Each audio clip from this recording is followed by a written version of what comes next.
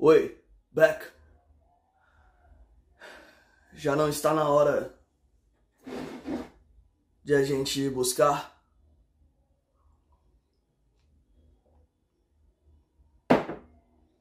O One Piece? Moleque! Não, você pode parar esse capítulo 1054 de One Piece. Foi, ó... Não é possível, cara. Ali... Ele foi assim, dividido em 3 partes. Eu pensei que eram 3 capítulos em um só. Tava muito insano. E quando o Shanks falou aquilo, meu amigo, não tem uma pessoa que assiste, que vê, que lê, que, assim, é fã de One Piece que não tenha ficado assim, ó, arrepiado. Ele falou pro Beck que tá na hora de buscar One Piece 1054. E isso explodiu a cabeça de todo mundo. Seja bem-vindo! Você está assistindo o canal One Nerd. Mas sabe qual é o mais interessante, a coisa mais legal disso tudo?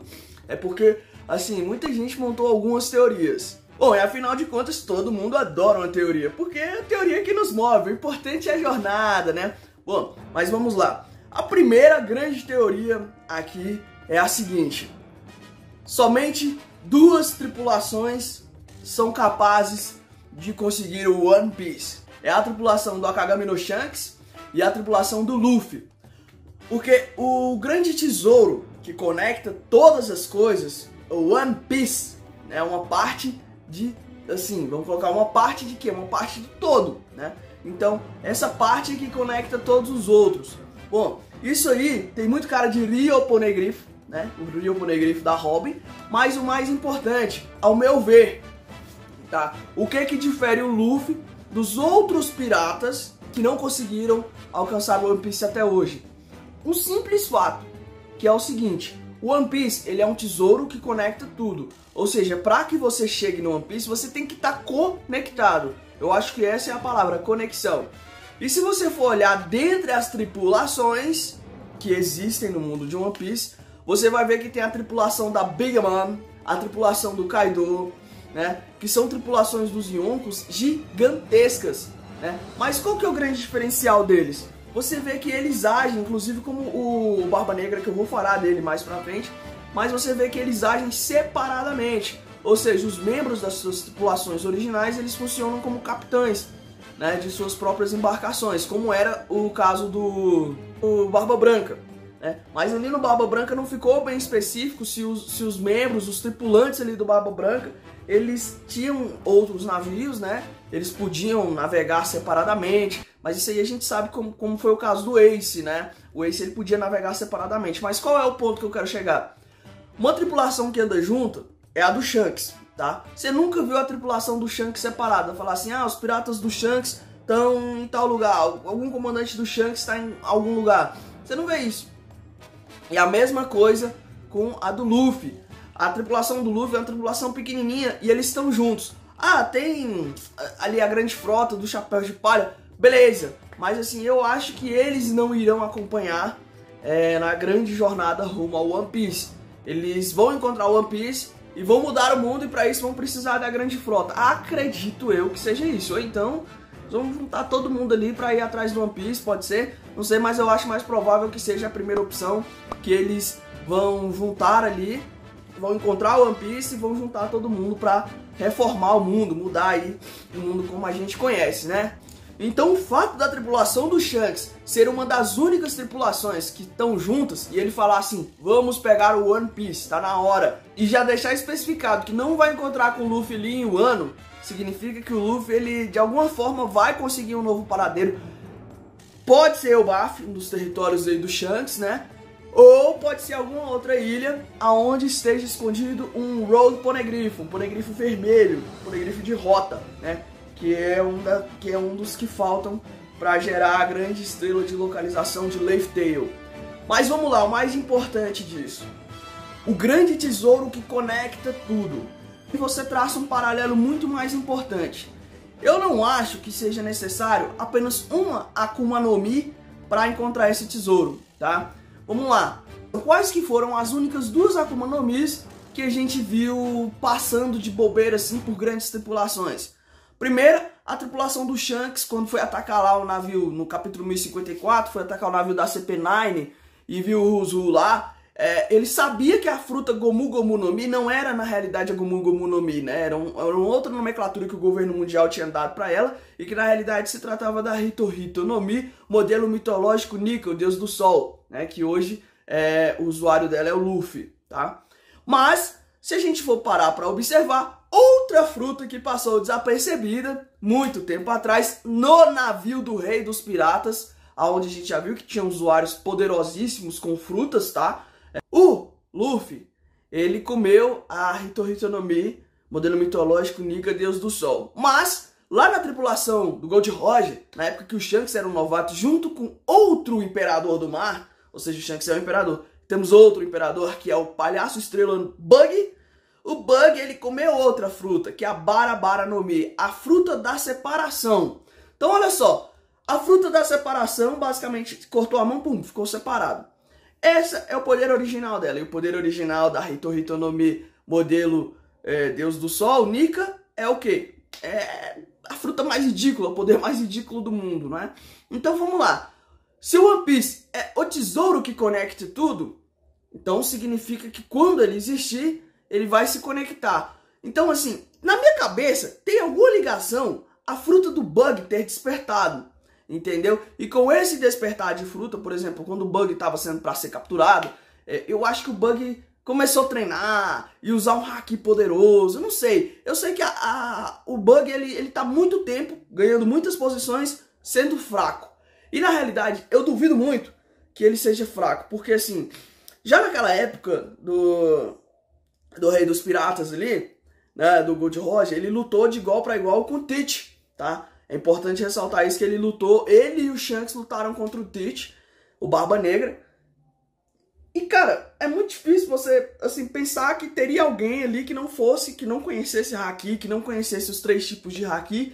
Então o Bug, ele não é uma pessoa que não conhece os hakis. Ele tem conhecimento de haki, eu acho que ele só não usava muito, tá? Ou então ele preferiu ficar ali sem ter muito, assim, dar uma de palhaço mesmo, né? Sem ter muita importância na história. Mas veja bem, o Bug, ele tem sim conhecimento de haki e o mais importante, ele conseguiu de alguma forma despertar a sua fruta, e quando ele despertou a sua fruta, a ilha em que ele estava, na minha opinião, foi despedaçada. E esse poder de despedaçar ilhas é um poder gigantesco, né? É um poder de desconexão. Então a Bara Bara no Mi, na verdade, ela tem o poder de separar as coisas. E o mais importante, qual é o outro poder da Bara Bara no Mi? Depois que separa, ela consegue ligar as coisas. Então, bem semelhante ali ao poder do Trafalgar Law, sim, poderia ser bem semelhante ao poder do LOL. Só que qual que é a diferença? A diferença é que a Bara Bara no Mi, ela conseguiria ligar de alguma forma um continente a outro continente, né? Os mares, eles estão divididos.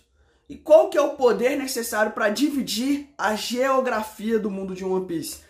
A minha opinião é a Bara Bara no Mi, tá? É a fruta da separação. Por isso o Bug é um Yonko, tá? Ou é só uma piada mesmo do Mestre Oda, né? Mas eu tenho pra mim que o poder da fruta da separação é importantíssimo para dividir algum tipo de continente, tá? Para dividir algum tipo de coisa. E aí a gente entra em outra grande incógnita. A fruta com o poder mais ridículo do mundo é a fruta do Luffy, né, que ele consegue transformar ali tudo em borracha, né? Então assim, realmente é um poder assim, que o povo tá chamando de força Toon.